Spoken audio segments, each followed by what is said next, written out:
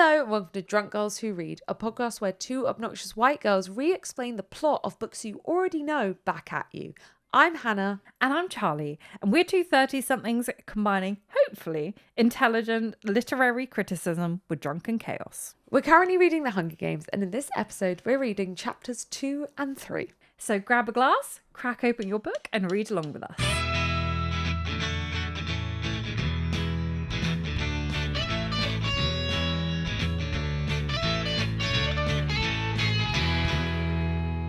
Hello. Hello, how are you? I'm good, thank you. How are you? I don't know why we're northern. If anything, we should be Irish right now. Oh, yeah. You're not listening to this anywhere near St. Patrick's Day. Wait, but continue. We're recording this 2 days before St. Patrick's Day. And this year St. Patrick's Day falls on a Monday, which is frankly rude to the Irish. So we're celebrating St. Patrick's Day on the podcast with themed drinks and a themed episode. Did the Hunger Games celebrate St. Patrick's Day? No, obviously not. But we are. And you may be thinking, this sounds a lot like cultural appropriation. It's not. Here is a birth certificate from my grandfather. Irish grandfather, that's important to say. I think you need to clarify that it's an Irish grandfather. Just say, this is my birth certificate. That means nothing to anyone. I do think they could have understood that from context. I do. But I think you need to clarify. I mean, he's technically Northern Irish, but... That's Irish. Exactly. That's a contentious issue. To mean that I can get an Irish passport. Fuck yeah. You know, when they said Brexit means Brexit, they no, meant it doesn't for you. aside from me. Aside from you. I'm still working on my way for Brexit to not mean Brexit, but I have plans. I have three. The plan is Scottish independence, marry Neil. Yeah, but Neil's brother has also just moved to Ireland and his wife and daughter are Irish citizens. So I have two plans. But that wouldn't get you... No, it wouldn't, but I have contacts. My dad's Irish passport is on the way, which bodes extra well for me and my sister getting ours. Very excited. Anyway. You know how I've been insufferable about the fact that I'm reading the Odyssey. So I keep texting Hannah and I'm like, let's get me a book. I texted Hannah, this is how I normally read a book. I texted Hannah, this is me reading the Odyssey.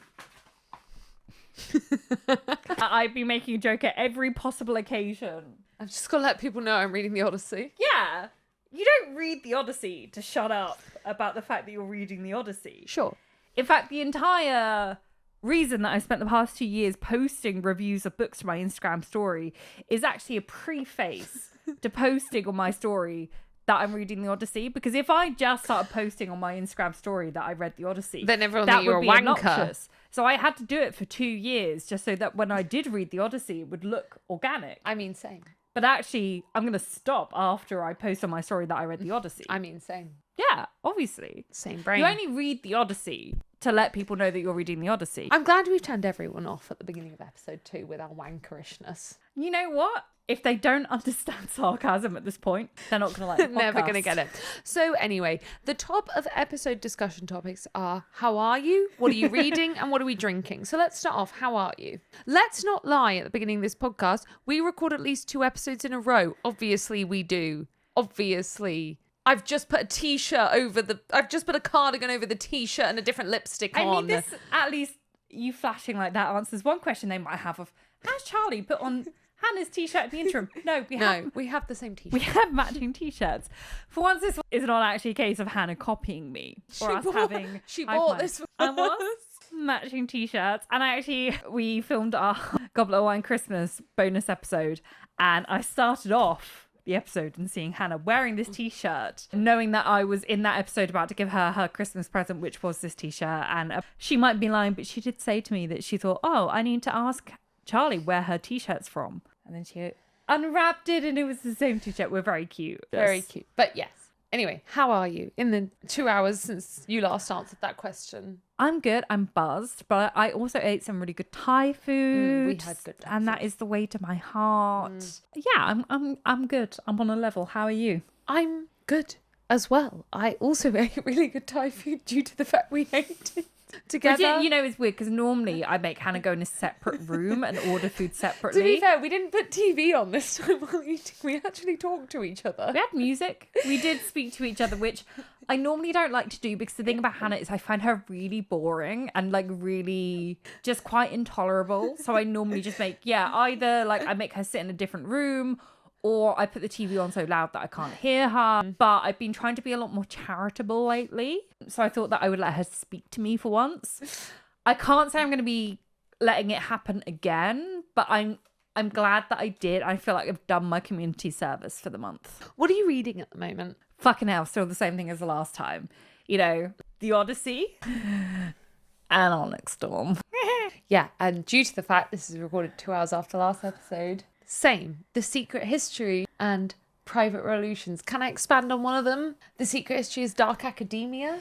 It was written a lot earlier than I realised. I thought with how much hype it was getting recently, I knew it wasn't modern, but I was like, oh, but it's like 2008. No, it's 1994 or something. It's before I was born. I was born. Or 1992. Like, it's before I was born. This is a much older book than I realised. The most beautiful thing happened. So I finished my book when I was in Marrakesh, the one I was reading, which was The Girl with the Louding, voiced by Abby Dare. And I put it down, and then me and Neil were discussing books, and I got my next book out, and I was like, oh, I've heard loads about this. I picked it up in a charity shop. Everyone's saying it's the best thing ever. My colleague keeps going on about it, so I brought it here because the plane ride back is nearly 4 hours, and I was like, I can get a good chunk of it done on the plane ride back because it's a chunky book. And I got it out, I put it in front of us, and then we started chatting about something else, and then a woman tapped me on the shoulder from next door, and she was English as well, so she'd heard me speaking English, and she was like, oh, are you reading The Secret History? And I was like, oh, I'm about to start it. And she was like, it's my favourite book in the world. And I was like, oh, that's so great to hear. And she was like, no, you don't understand. I've read it 4 times since it came out in 1994. It is, but I would read it more often every year, but I have to give myself breaks to emotionally recover. You're not ready. And her husband was next to her going, don't say anything else. Don't spoil it for her. Please. She's young.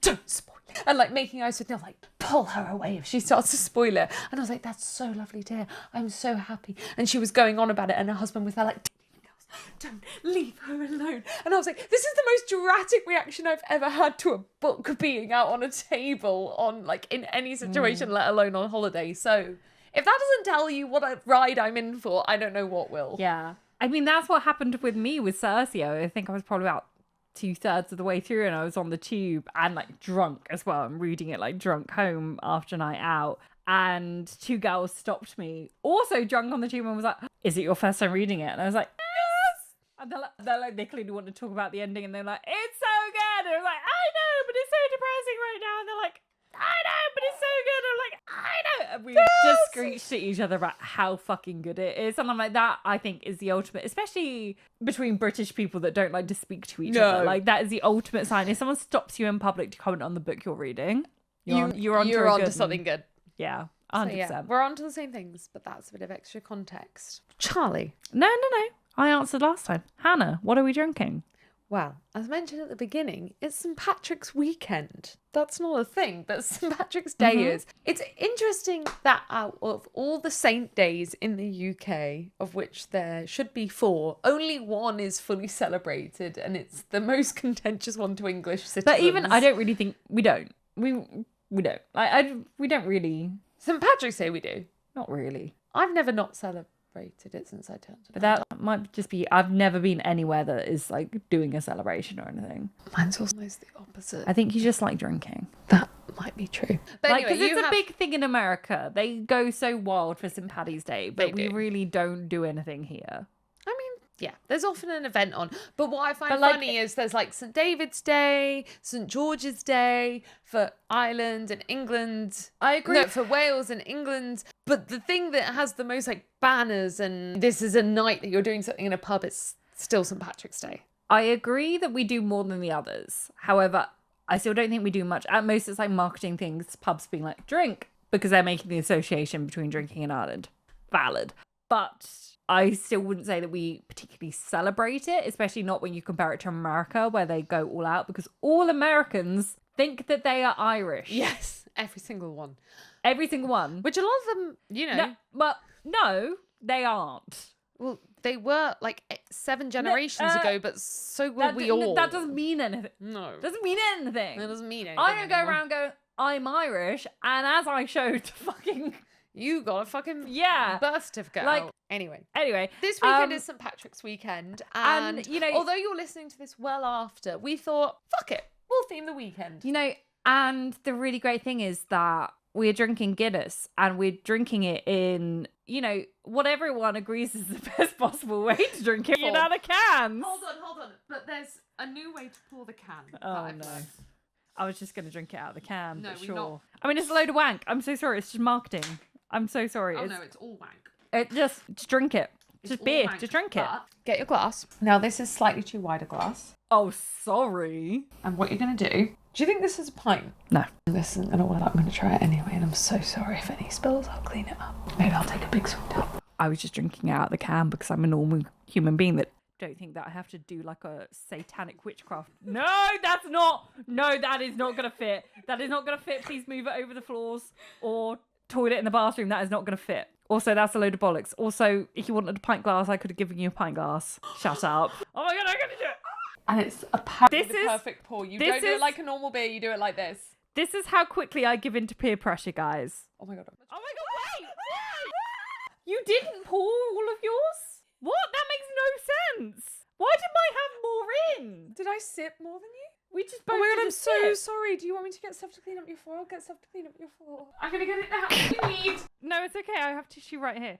That's fine. I'm more just confused. We both just took a sip and I've still got more in this can. What?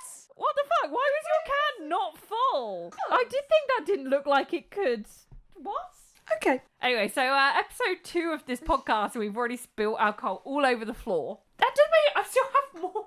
I still have more. Like, Is it not just the bead No, in it? but I see. Right, so I don't know how that worked, but this is why you shouldn't trust Hannah. Mine worked. Anyway, Guinness. St. Patrick's Day. Guinness. Everyone loves a can Guinness. Let's be real. It might make a slight difference, but nowhere near enough to really, truly change your enjoyment of the drink. Get a fucking grip. Lovely. Although I do love the Instagram page Shit London Guinness. Oh my God, one of my favourite Instagram pages. Chapter 2. I was about to say a name. Because I'm so used to Goblet of Wine, these chapters don't have names. Chapter 2. Chapter 2. Katniss volunteers as tribute. You're skipping so far ahead. Okay, you do this. Katniss feels winded. She falls down. She's being very dramatic, which honestly, Slay Queen. Like, yeah. But I love it. So Primrose is walking up. She's pale and she has her fists clenched at her sides and she's walking with stiff steps. And I love this because we typically really see this thing in the like Prim is the child. She's the sensitive one. She's the healer, and Katniss is like the strong one who defends herself, that looked after Prim. In this moment, like Katniss is catatonic, no pun intended. Like Katniss is fully, she's just like fallen down. What's happening? She's blacked out. Blah blah blah. By the time she even becomes conscious of what's happening again, Primrose already just going up there. I've always appreciated the fact that Primrose doesn't break down in tears. She's like, I'm going to walk Yeah, up there. exactly. But I love this. I like to think, well, I don't like to think because it's depressing as fuck, but in this moment, she's definitely trying to make Katniss proud. And I love that in this moment, Katniss is the one breaking down, completely non-responsive, catatonic, doesn't know what's happening. And then she zones back in and Primrose is already going up there. Obviously, she's emotional, but she's clenched her fists. She's like, she doesn't want to show emotion. She is already preparing for the worst. She's in a way thinking very similar to how Katniss does in a minute, of thinking you can't show weakness, fear. blah blah blah. And I really do enjoy that, even though she's the older sister and the more stereotypically strong one, actually in this moment she has the worst reaction versus Prim. And I also think it plays into this thing of Katniss constantly underestimating Prim. It takes until kind of the beginning of book 3 to appreciate her as a healer. But even then, she still works so hard to protect her to the point of both of their own detriment, which actually feeds into the kind of ending again. Prim ends up dying, that Katniss constantly underestimates her because she's been forced into this position by her mother of being the caregiver, of being the mother figure to the family. She doesn't think Prim can do it, but we're told in chapter 2 that, yeah, Prim may not have survived the Hunger Games, but I do believe she would have got as far as Rue. She would have survived until the last 8, maybe 5 people and made a good go of it. Like, she wouldn't have died in that first kind of instance around the cornucopia. Unless she wanted Katniss to. almost constantly underestimates her. Yeah. Yeah, I do see there being an argument. And it's a similar thing people talk about, like, how would you survive zombie apocalypse? And people are like, I wouldn't. I because I wouldn't. wouldn't want to. I see the argument of stepping off. Oh, the I'd thing step early. off the thing. I'd step off the thing early. Exactly. I wouldn't do the Hunger Games. Yeah. I'd be like, I'm good. I'm good. Thank you. I barely want to live as it is. So Katniss runs up and volunteers. And this is the thing. Whilst I love that it is first person, I think that it's very important for the narrative that it is. In this moment, it's really heartbreaking to think that we don't get to see what Gale is thinking and what Peter is thinking. Like, can you imagine the grief of Gale thinking, oh God, like, of course she was going to do this. I would do the same. But at the same time, it's almost more painful that she did essentially have a choice. And she's choosing her sister over me because we know that he's an entitled little jerk. And then Peter thinking, you know, he's been silently in love with her for all of these years. And he knew that he would get beat by his mother. We'll come into this later.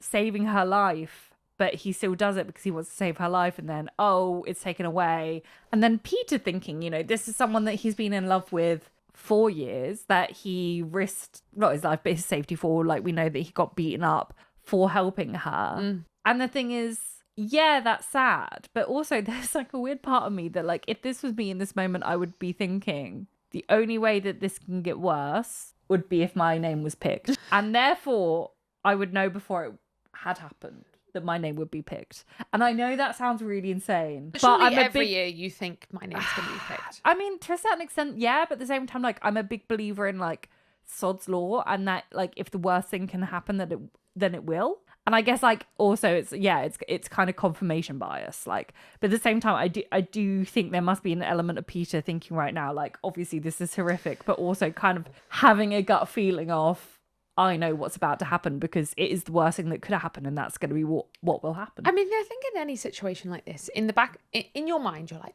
I'm going to be picked. It's going to be me. But you don't actually believe it till that moment. Yeah. You truly don't fully, like, in this situation when there's a bowl full of, we can presume 1,000, 2,000 names because of the amount of entry it is, you think, yeah, the odds are stacked against me, but still the odds aren't going to be me because still it's 1 in X amount. Still it is unbelievably small, but it's got to be someone. It's, you know, it works in both good and bad. It's the same way the lottery works. Like, you don't believe it till it happens to you, even if you're standing there going, worst case scenario, it's going to be me. It's going to be me. It's going to be me. For sure. So we learn that in District 12, tribute is synonymous with the word corpse, which is interesting to me because why? I understand that they're the, you know, poorest of the districts. But aside from that, like, I understand that obviously we have, you know, like district like 2 and 3 or whatever. I forget the ones that are like trained. it's 2, 3, and 1, 2, and 4. I think it's 1, 2, and 4. Yeah, it's other careers. Yeah, I understand that. However, we know that, you know, people do win from the other districts every now and then. And if anything, I would think that District 12 is in a relatively good position in that their thing is like mining. And I understand that these are still children. Like, it's not like they're like down the mines building muscle yet. However, you could make the same argument out of any of the other districts. So I'm just not sure that I fully get why District 12 is so... And maybe... Because they're not eating. Because, like, yeah, they're down the mines. But if you are not... I know that they are one of the poorer districts, but I don't think that any of the districts are, like, particularly, like, incredibly I think 2, fed. 3, and 4 are.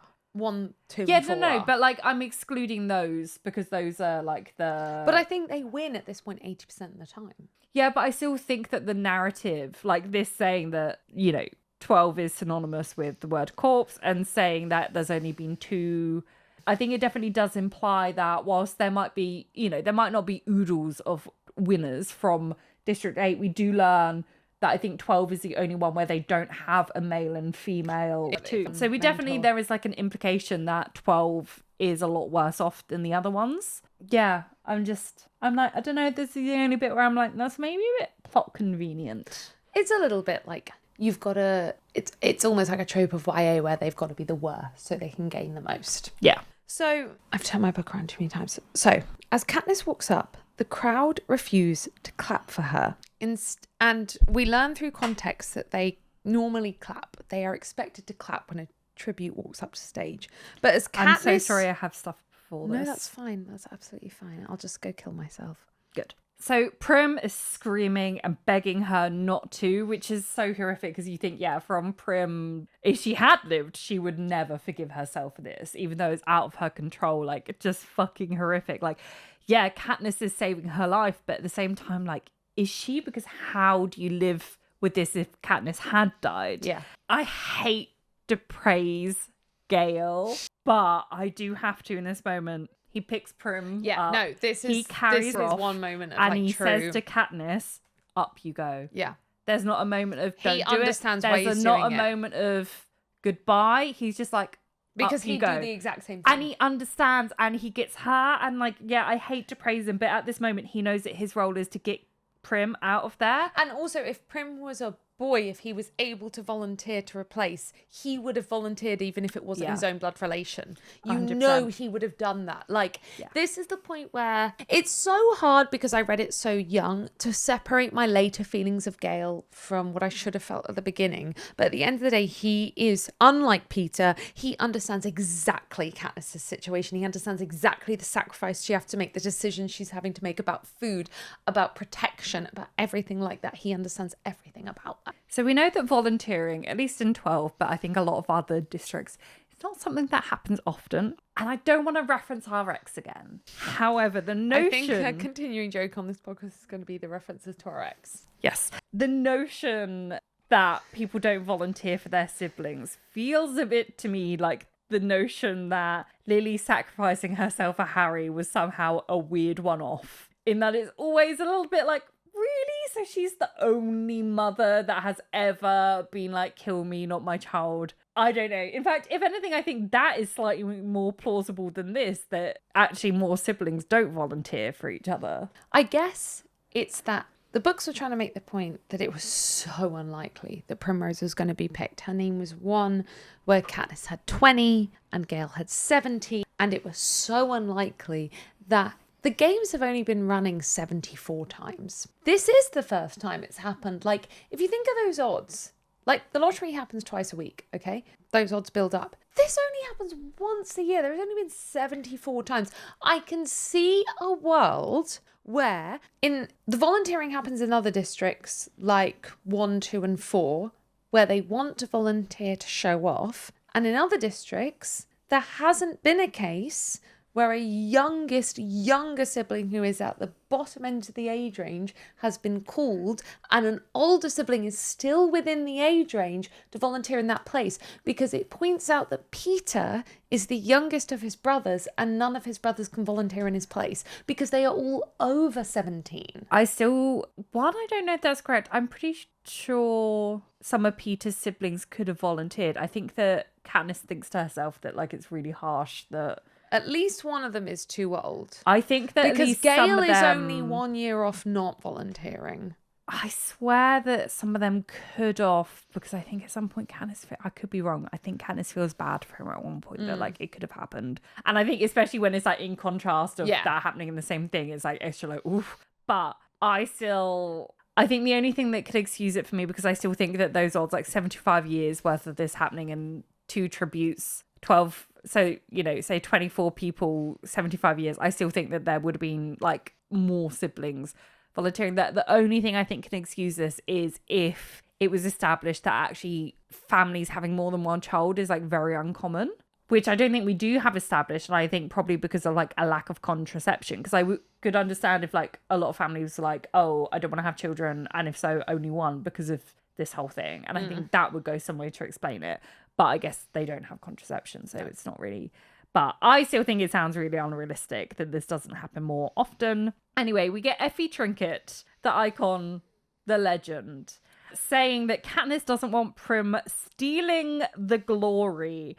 And then she asks for a round of applause, to which District 12 is like, no. And this is the spark. This is the little... Yeah. That starts off the whole book. So the crowd refused to applause. And the kind of implication is that they always applaud a tribute that goes up, even if they're tragically sad about it, even if it is a 12-year-old, because that's what you're meant to do. But Katniss taking this step to volunteer and Effie saying, you don't want the glory, give a round of applause, makes the crowd not clap, and instead they kiss their 3 fingers and hold it up. And Katniss kind of says this is an old-fashioned symbol in the districts as a mark of respect. And what it is in the book is this tiny little spark of rebellion, this first teeny little wheel in motion of, I am not going to do what you want. I am not going to obey.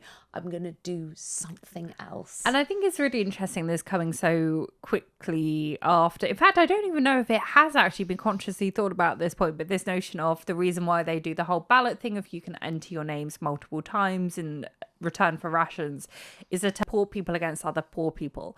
And I think why this moment is so important is because all of that goes out the window. This is a unifying moment.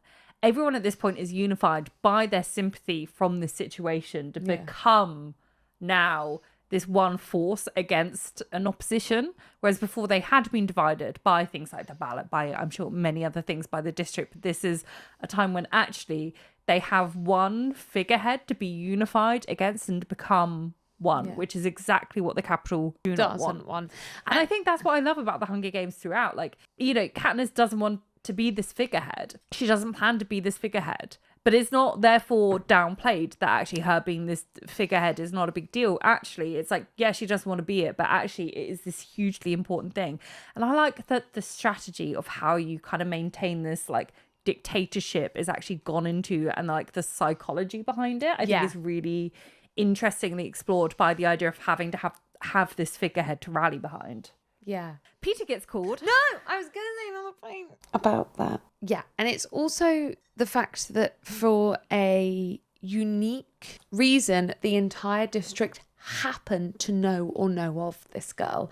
Because, and through the person that's Slumdog Millionaire, through the fact that Prue got called Prue? She's not Prue Leith. She's not judging the Great British Bake Off. You never know. Prim, not Prue. That Prim got called first. The entire district know that Katniss's father died in this mining accident. Katniss has then gone out hunting and sells to the peacekeepers and in the black market. The mayor, the baker, know who she is. And the entire district then seen her volunteer for Prim, who has only just become of age. So she happens to be this unique unifying figure, not in the way that she's like the mayor's daughter, where everyone knows her because they have to. Everyone knows her in this weird sense where she is already a slightly rebellious lead based on the unjust structures they are kept within. And I think it's really interesting as well because a lot of the time, well, all of the time throughout these books, Katniss completely downplays, oh, it's not me that people like, it's insert X circumstance. And right now what she does, people don't like me, they like Prim. Like this sympathy is becoming because they like Prim. Prim makes friends wherever she goes. Everyone knows Prim and likes Prim and her goat, and they buy from her goat. And at no point does Katniss credit that actually, no. They know like you. And they know her because she sells meat in the black market and directly to the baker and the mayor and all of these things that they've actually seen her go from the loss of her father to like almost starving to picking themselves back up and actually becoming like a major kind of economic fact in the city in terms of like feeding people. At no point does this occur to Katniss, and she's purely just like, I guess they're really sad that I'm gonna die because they like my sister. Like, and it's just, she is just so oblivious to this kind of thing. Haymitch falls off stage and knocks himself out. Huge slay. Love that for him. Same thing we would do. And then Pitterbride gets called. Yeah, the boy's name gets called, and it's Peter Malark, a name who we have not heard up until this point, which is quite good because the book sets you up to almost think Gale's name's going to be called. 100%. In the same way that, like, in the last chapter, you're like, I guess it's going to be Katniss. And then it's actually Prim, but then Katniss volunteers, and you're like, well, it's gonna be Gale. Gale. Who the fuck is? I think you're who like, the fuck is Peter Ark? Peter. You just. It's not even spelt like the name Peter. You're just making names up now. But we learn through Katniss's internal monologue that she knows who Peter Malark is. When she was starving, when her dad was first dying, and she didn't have the kind of bravery and motivation to go out and hunt yet, like she wasn't confident enough yet to do it, she was going through bins in the capital. Not in the capital, oh my god. She was going through bins in District 12, and she was routing through the bins in the main part of District 12 outside the bakery, and Peter saw her rootling through the bins, went back inside and purposely burnt bread that he was making within the bakery that he lived in, so that his mother, who then took him outside and beat him, would throw the bread outside, with Peter knowing that Katniss would then come and grab it.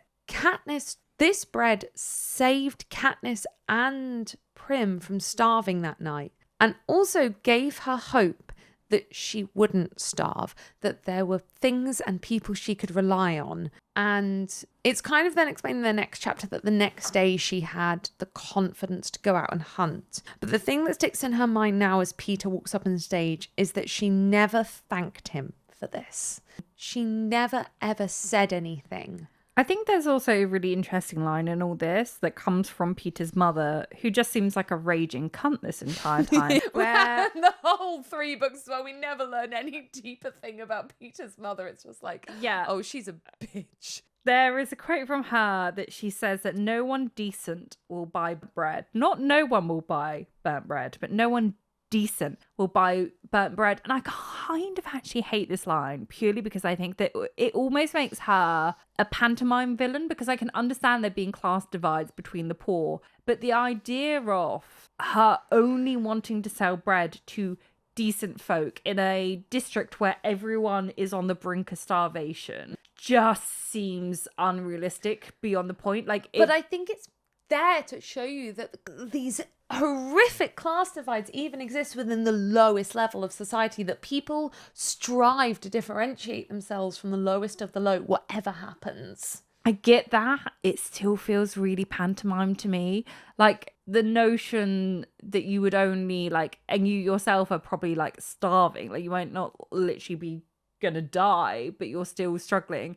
But you would only want to sell bread to decent people. Bear in mind, there's probably a dozen decent people in the entire district. It just feels a little bit pantomime villain to me. And I think this is a criticism of the character that I have in general. I think especially when we learn that Peter's father is supposed to be this really good, kind man, this lovely baker. And then I'm like, why is he with this cunt of a wife then?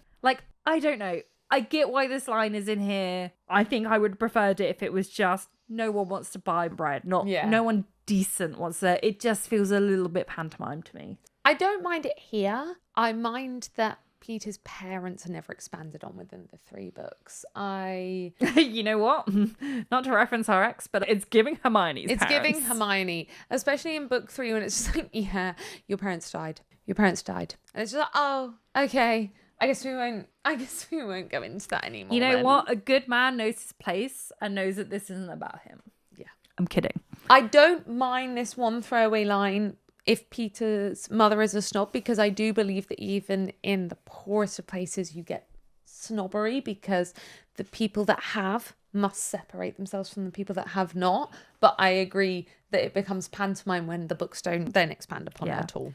They shake hands and she thinks the odds are someone else will kill him first. I love Katniss. Sometimes I really struggle to like Katniss when she's going on about wanting to kill a cat or kill the lynx. When she's going, someone else will kill him first. I love Katniss. She's blunt. Yeah. And we love a blunt queen. She is. She very much, and I think maybe it's a trauma response her for the next couple of chapters. She very much goes into survival mode, which is understandable. She's done this before after her father dies. But she goes into such a cold, black and white strategic, how am I surviving this? Everything is a strategy. Yeah. And this is the start of it. She's just immediately well, someone else will kill him. Sucks that it's him.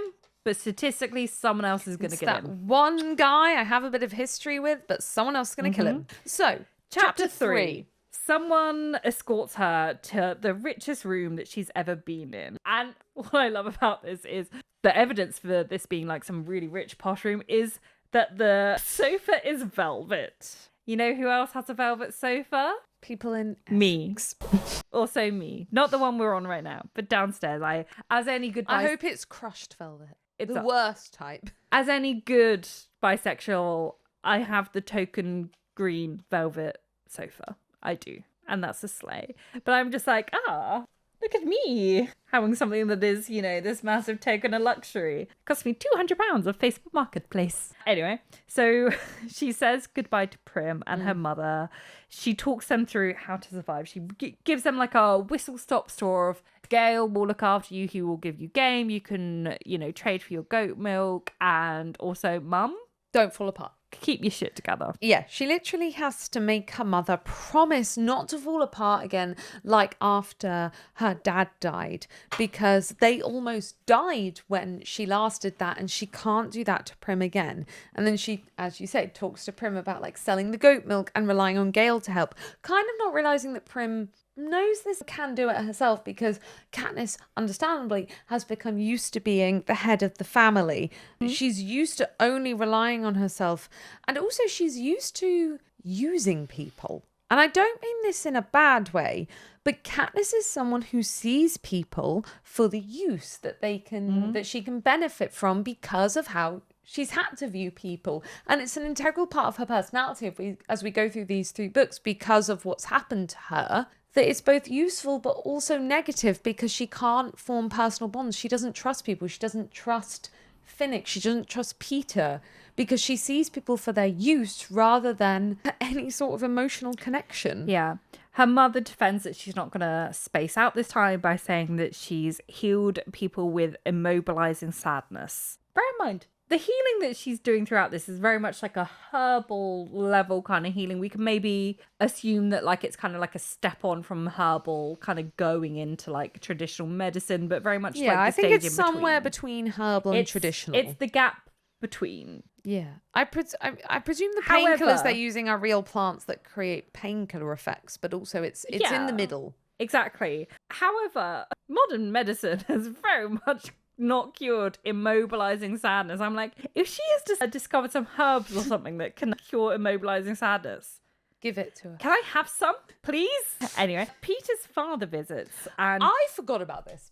I forgot about this till I was making these notes. I was like, yeah, and the mother visits and Gale visits. And then I was like, Peter's father walks in? Who are you? We never meet you again. Why are you here? bear in mind, in this time, he has seemingly gone to see Peter, gotten some cookies, and been there back in time to see her just after her family leaves. Sure, whatever. Timelines are a bit weird. He maybe should have been the last. I don't know. He's cooked cookies And that time. he gives her cookies and promises to make sure that Prim is eating, which is really like so incredibly good. sweet. It's good. Especially like, again, it's that Katniss thing. I think she feels a certain level of detachment from everyone, even though she's been trading with this man for years. It doesn't occur to her that actually he would look out for Prim. her sister. I guess maybe it makes sense, you know, you're kind of used to everyone being out for themselves, but it's quite interesting, and we'll deep dive into it a bit more later on. But later on, Katniss wonders if this is a strategy, and whilst I don't think that it is, I think that it is a very interesting notion. I also think that the dad is meant to be symbolic of the rest of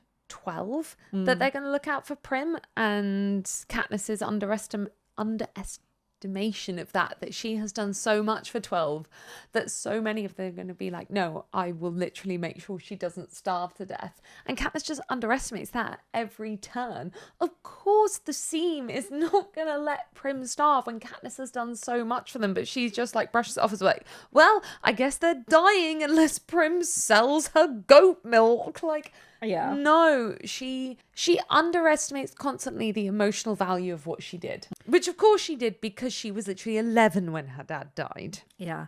So Madge comes, which also for some fucking reason really surprises Katniss, and it's like, she is your friend. You sit next to her in assembly, spend sports games with her, like every moment of your free time with, she is your friend. Don't be surprised that she came. So Madge hands her this golden bird brooch, and then Katniss is like, oh, I think she's my friend. And it's like, Oh, babe. Oh, my Oh, love. she's been your friend for years. Oh, my love. Oh, And it's my like, love. I feel really bad for Madge. Like, I like to think Madge this entire time has been like really just like acting like Katniss is her friend. It's being so Only for like, Madge, because she Madge- doesn't make it out of these 3 books. She's also a victim of Yeah. doesn't make it to book 3. But then like, because I don't think like, I don't know, it's a Friday at school and Madge is like, do you want to do something this weekend, Katniss? And Katniss is like, No. No, I got Not because she doesn't, but because she just doesn't realise that Madge is her friend. go away. Who are you? Oh, I love her dearly. Whereas Katniss isn't buying her, like, getting her strawberries this whole time because it's Madge's favourite fruit. Literally, that's the thing. Like, it's not that it is a one-sided friendship. It's just that Katniss seems unfamiliar with the concept of friendship. She's like, oh, I'm doing this stuff for this person that I hang out with, and they're doing stuff for me, and we hang out. It's not friendship, though. She literally is unfamiliar with the concept of friendship. Yeah. Like, Peter has to be like, oh, we have to know things about each other. My favourite colour is orange. And Katniss is like, why would I need to know that about you? Yeah, she's an autistic. We love her. Gale visits, and they talk about previous games. A previous year, the arena was a desert filled with snakes, which is one of those things. Obviously, it's not. What's the opposite of foreshadowing? I don't know. It's not like, it's not doing the opposite of It's not. Because, I highly doubt that she went into this level of detail. However, I do like, having read Ballad now, I'm like, the snakes feels like a little bit of a like, like an arena full of snakes. Wink, wink, nudge, nudge. But Gale is the first one, rather than to act like this is the last time I'm ever going to see you, Gale acts like he's going to see her again. It's just hunting. It's just hunting. If you get a bow, you are better than all of them. And he believes she could win this. And this is the first time she ever thinks that. She has done all these meetings like, well, this is the last time I'll see anyone. She thinks she could get some way. She doesn't think she's going to die in the first day. But she's kind of like, I will never see these people again. But when Gale says if you get a bow, you could win this, she's like, why would someone think that about me? Why would I think I could win this? So again, I gotta give props to Gale. I'm trying to remove what I know about Gale and give props to Gale right now.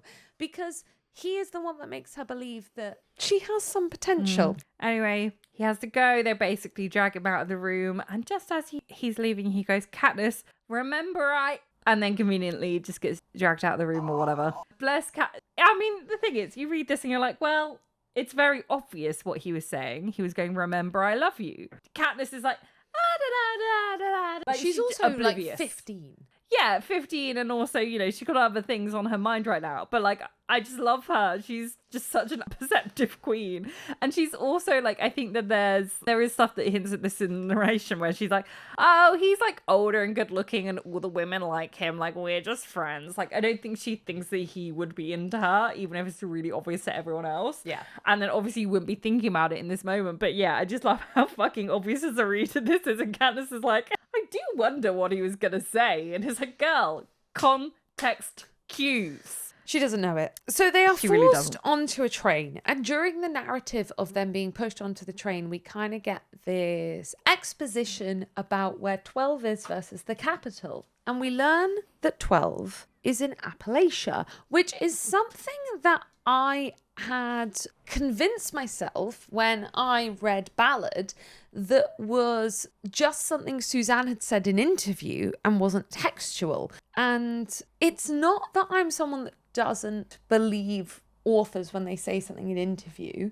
but I am someone that I'm like, if you don't put it in the text and you only say it in interview, I don't have to take it as canon. Unless you put something as factual in the text, it is open for reader interpretation. I had no idea that 12 was canonically Appalachia until I did this reading of this for the podcast. So then I did some research on Appalachia because I was like, oh, interesting. I didn't actually know this. So, because also I'm a bit of a novice on American geography in general. It is not something that is taught in English schools. I don't know much about it at all. So I was like, okay, I'm going to do a bit of research. So what we know from the Hunger Games is that like what is known as America today has shrunk massively because of rising sea levels and war and things like that. So like the land mass has shrunk. Appalachia, as it is at the moment, is on the east side of America. It is always culturally been mixed and rural, as in it originally obviously have like what is known nowadays as Native Americans. I say that in inverted commas. I'm like, they were just the people that were there originally. Don't call them Native Americans. They were just the original landowners. Anyway, we then obviously had a lot of Scots and Irish settlers. Whoa, crazy. And a lot of African influences. Whoa, crazy. Stop it. Wild. I wonder how that happened. I have no idea how Scots, Irish and African influences happened in this area. I'm sure That's I've just no a really idea. great, pure, wholesome origin story there. It sounds great. I've no idea why we should deep dive into that. Anyway, the area is nowadays and for a long time has been known as one of the poorest regions of America. And tied to that, it has had a long history of myths and propaganda about its inhabitants, that they are uneducated and unrefined. Sorry. No, it's fine.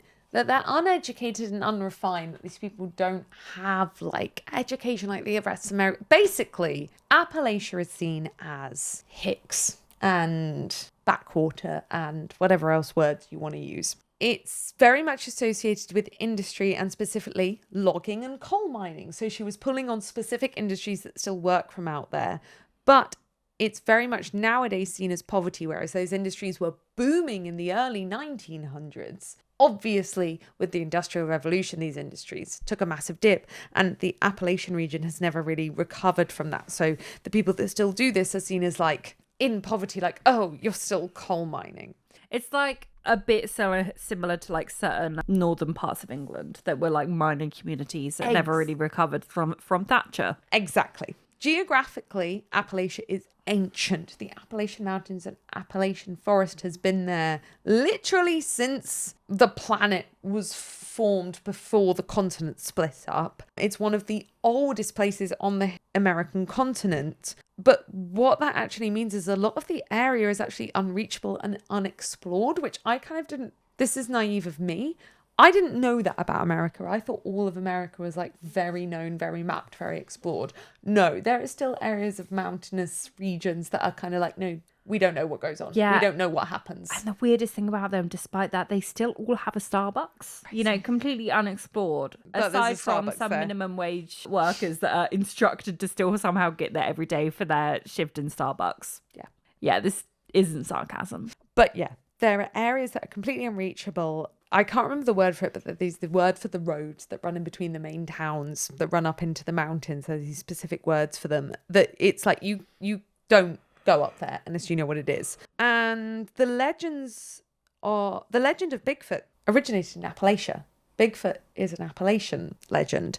Real, I think you will find. So yeah, I had no idea until this reading that she was pulling on real regions of America. I kind of thought like, oh, that's something she bolstered in later interviews. But I really like the fact that Appalachia has this history of coal mining, this history of being impoverished and things like that. And she was just pulling on that to make District 12. She was like, well, this area that already has this stereotype, I'm going to make that District 12 because, yeah, if a nuclear war and global whatever happened, that assumption about that area would just increase.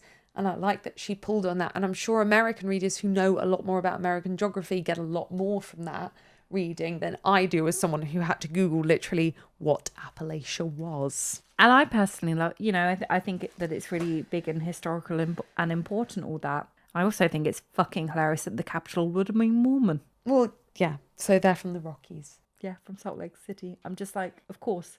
It literally makes sense. Does it not make sense? No, it does. And I love the Mormons in that I think it's fucking insane.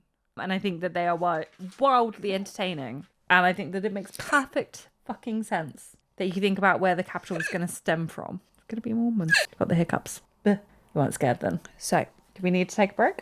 No. So at the station, it's clear that Peter has been crying, which immediately weirds Katniss out. It puts her back up because this entire time she's been thinking, I can't cry because I can't appear weak on TV. She wonders if it's a strategy, and we get our first reference to Joanna Mason, which is so... Do we get it this early? Yeah. She literally references Joanna Mason, saying that she was a girl that did a similar thing a few years ago where the entire run up to the Hunger Games, she tried to seem like a bit of a sniveling, cowardly fool so that everyone underestimated her, and she got to the top 5 and then unleashed the fact that she actually was a very competent killer. I didn't realise it was that early. Yeah, and it's great because obviously when you first read this book, you just literally learn about her and it's yet another name thrown in there. And then obviously it's not until book 2 that we re-meet Joanna Mason. So that's really great. And also, you know what this strategy reminds me of? What? Traitors. Traitors, if you not watched it, some of the best reality TV ever made. Is essentially this like reality TV game show where you get, say, like a group of, what is it, like 20 people? And let's say 2 or 3 of them will be the traitors that have to, air quotes, kill people every single night. And then people have to try and work out who the traitors are to vote the traitors off. If the traitors win, they win all the money. If there's no traitors at the end, then the non-traitors win the money. But it's The faithfuls. I'm a faithful. 100% I'm a faithful. faithful. I'm a faithful. Yeah. Anyway, so this really reminds me of that, because the people that always do really, really well, you can't be too intelligent on that show, because then you immediately get murdered, because they take out the traitors immediately take out the people that they think are going to work them out. You also can't be too thick, because the innocents vote you out, because they're like, oh, they're going to actively hinder working out who. You have to play a perfect middle game. You can't seem like too much of a threat, but you also can't be too useless. And I feel like this is like a very similar strategy here that Joanna played, of like, oh, just underestimate me, because the people that always get to the end of the traitors are underestimated. Yeah, I agree. I just didn't realise she was mentioning that early. That's so cool. Yeah. So Katniss actually has time to like look at the pin that Madge has given her and realises it's a mockingjay. And then we get some exposition that mockingjay is a bird that can repeat songs and melodies. And it is a combination of a jabberjay and a mockingbird. And it's a capital mutt, which was originally used to spy on the districts during the Dark Days. I need to, because the thing is, I'm like, I would love to know. She fully might have answered this in interviews, and I really need to look it up, like this level of detail, like what was planned. There's just so much in Ballad where I'm like, it aligns so fucking perfectly. Like, girl, how much did you have planned? It seems too good to be true that it just like worked out so conveniently in hindsight. Like this level of stuff, like that in there is just so fucking perfect that I'm like, there's surely no way that this wasn't planned. But also maybe, I don't know, I need to know how much she actually had planned, because I think part of why, I mean, there's a lot of reasons why it works so well as a prequel, but part is just the fact that it is so effortlessly slots in to the point where if you read Ballad not knowing it was a prequel and thought it was the first and then went on to read The Hunger Games, I don't think you would think it was weird. No, I think you would be like, well, yeah, that was the first one. Yeah, there's nothing. Because Katniss even says here, the Mockingjays are seen as symbols of rebellion in District 12 because the Mockingjays were a capital failure. They never quite worked the way the capital wanted them to. So they tried to round them all up, but a load got left behind, and jabberjays and mockingbirds still bred. So mockingjays still exist in District 12, and Katniss's father used to sing to them when he took Katniss out hunting. So Katniss is very used to them repeating songs and things back to her. And wait, no, it's jabberjays that were the mutts originally. Sorry, I got that wrong when I said that. Jabberjays were the mutts originally that the capital sent, but what the capital underestimated were, even though they'd rounded the jabberjays up, the jabberjays had already bred with the mockingbirds and created the hybrid mockingjays. That's what I missed there. But yeah, it's like, did you write that knowing you were going to write this prequel? Come on, like, either you are a genius or you left, like, I don't know. I just don't know. But oh my God, it fits so perfectly what she then ended up writing in Ballad. Yeah, absolutely. So in the dining carriage where they have dinner, a note that I really liked, it specifies that there are highly breakable dishes. And I really, really liked it. I think this is part of like why the writing is so good. It's the show don't tell thing. And again, I think it's where a lot of like new adult stuff and why stuff goes wrong nowadays, is that it would be like, you know, there was a lot of really fancy dishware. But no. It doesn't say that. Highly breakable dishes, which implies there is a disposability to it. Whereas, you know, no one has enough and people can't afford anything, and there is absolutely no waste in District 12. Suddenly they're on this train full of capital stuff, and there are highly breakable dishes. There are dishes that they can afford to be very delicate and to smash. And I think it's such a good way of saying so much without saying it. I love it. I thought it was really intelligent. And we also, she was introduced in chapter 1, but we haven't talked about her yet. We haven't talked about the Effie icon, the legend, the representative from the capital, the District 12. Effie is a person that is the one to pick out the names and read them out. And she chaperones the tributes from the district into the Hunger Games. She's giving like lottery girl, you know? Yes. She is giving at the beginning of this book that no brain, dressed up to the nines, just beautified for the TV. And I love that because I would say Effie is my top 3 characters in this book series. Like, it's very good.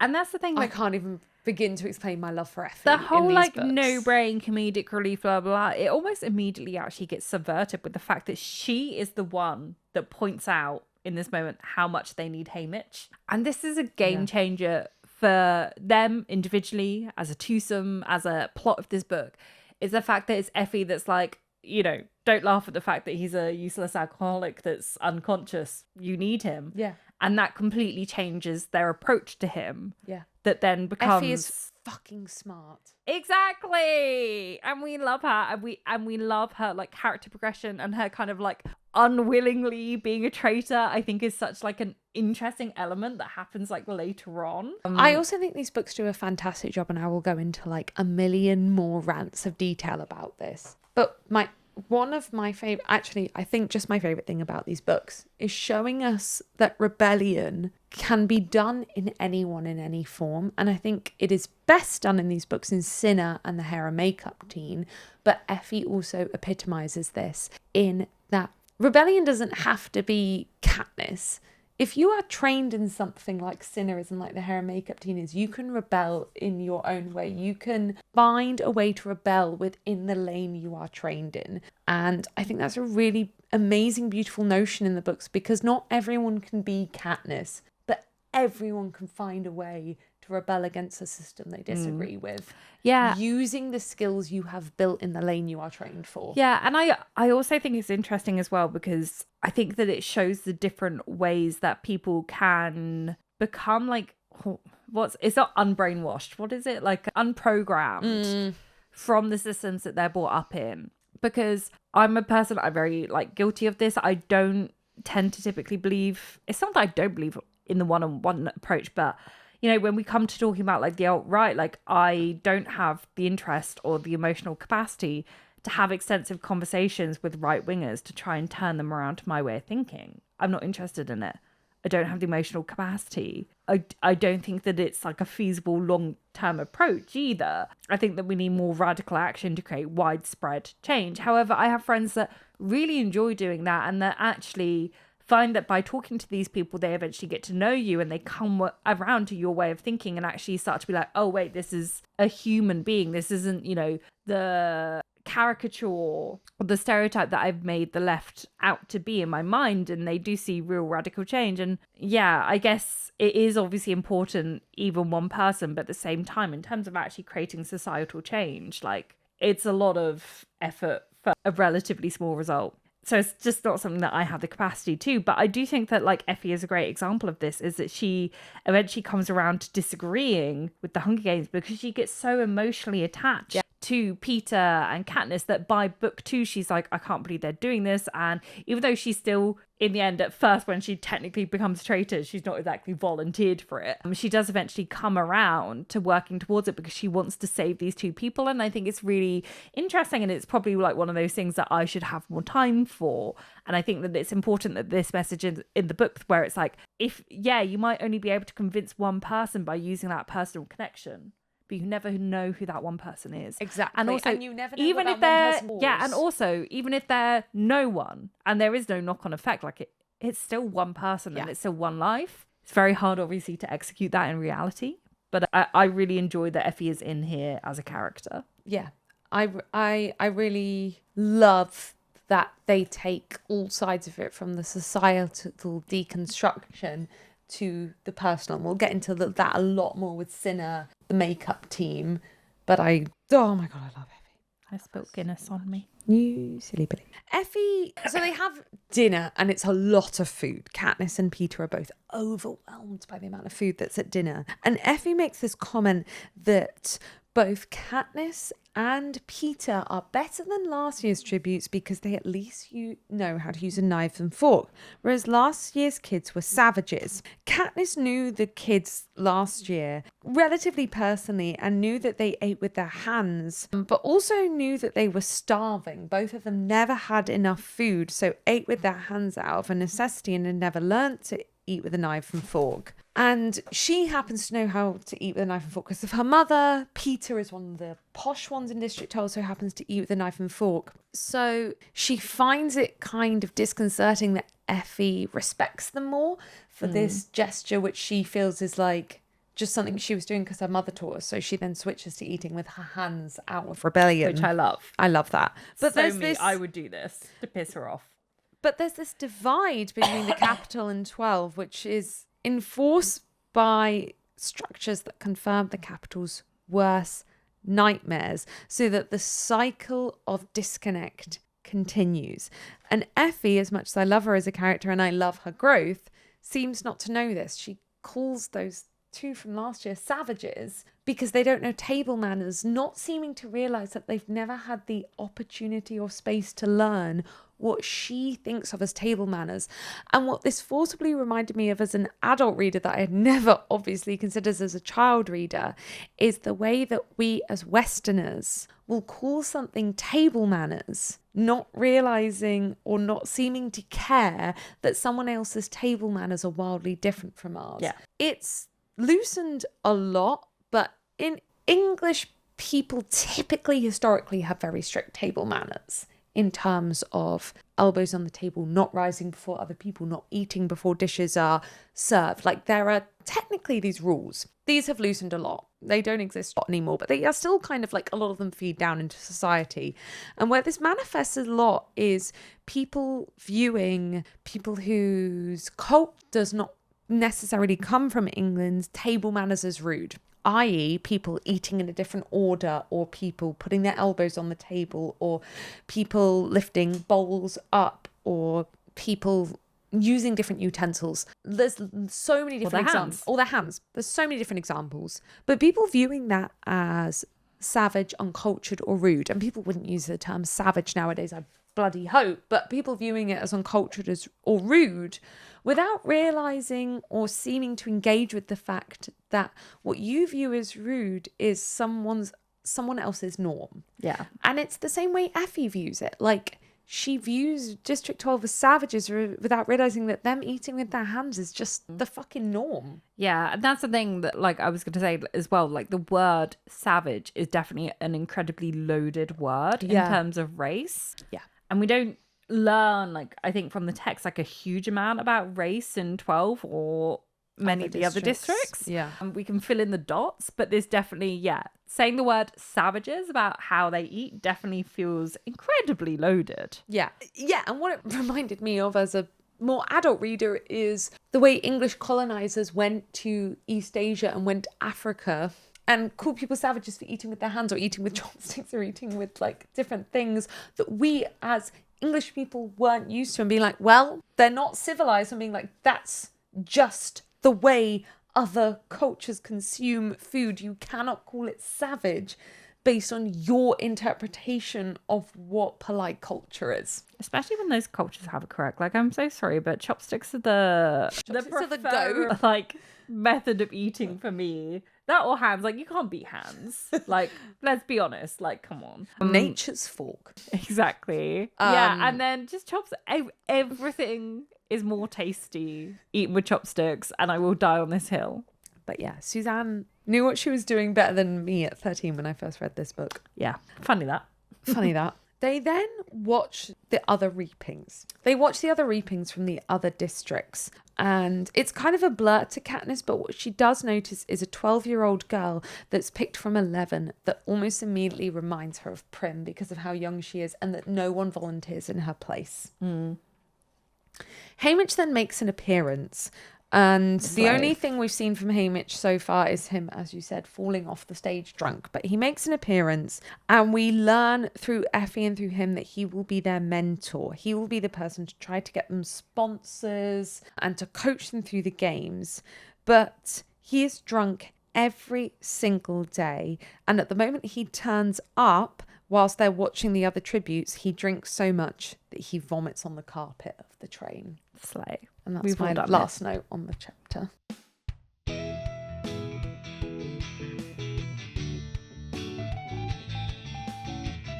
Thank you for listening to Drunk Girls Who Read, a Goblet of Wine Productions. If you'd like to follow us around the internet, you can find our social media links in the description. Or if you'd like to support us further, you can find us on Patreon, where you can get access to bonus episodes and behind-the-scenes content. Thank you so much for listening to this episode of the podcast, and we'll see you in the next episode. Bye!